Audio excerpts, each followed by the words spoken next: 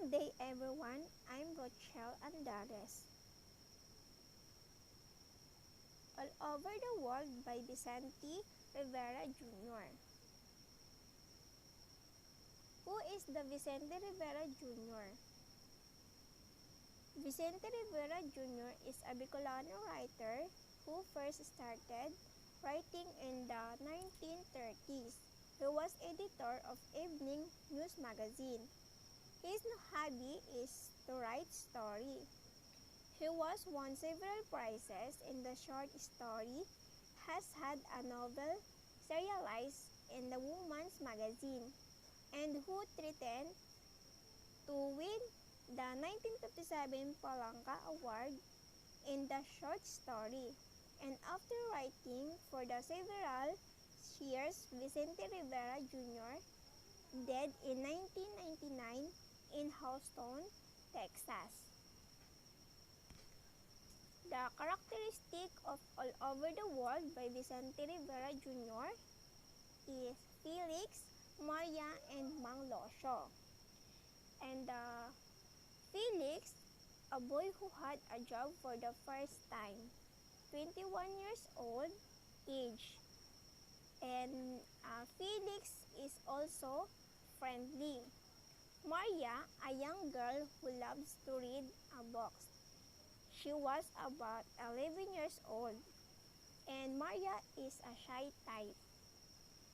And Mang Losyo, Maria's uncle, janitor, and the volunteer. Next, settings of the All Over the World: apartment, house, Intramuros, corridor, and singalong. Plot: Felix lived in an old, nearly crumbling apartment house just across the street from the movie house. Felix went around the low screen, the partition of study, and there was a girl reading at the table. They looked at each other, startled by Felix never seen her before. She was about 11 years old, wore a faded blue dress, had long, straight hair falling to her shoulders, and she was reading the copy of Felix' Greek myths. Felix asked the girl about the book, but she hesitated. Hanging back shyly, she took the book, brought it to her side, and she looked down at her feet, uncertain as to where to turn. The girl was Maria. Felix was 21 and had a job for the first time. Felix met Maria again one early evening. A week later, as Felix was coming home from the office, they smiled each other, took each other, and walked down the shadowed Magallanes Street in Intramuros. Like all the other street there, was not wide enough. Him and by old, mostly unpainted houses, clumsy and unlovely even in the darkening light of the fading day. Felix and Maria had become friends too. They saw each other infrequently. In December, Felix went out the corridor and sat still, afraid and old, while Maria was standing beside Felix's chair, and her voice was small and disembodied in the darkness. "I don't like the darkness," said Maria. "Oh, come now. When you sleep, you turn the light off, don't you?" "It's not like this darkness," she said. "It's all over the world." They did not speak again until the lights went on. Maria was gone. The war happened not long after. Felix went to sing along to it. All things were there already, and the folk were busy putting the house in order.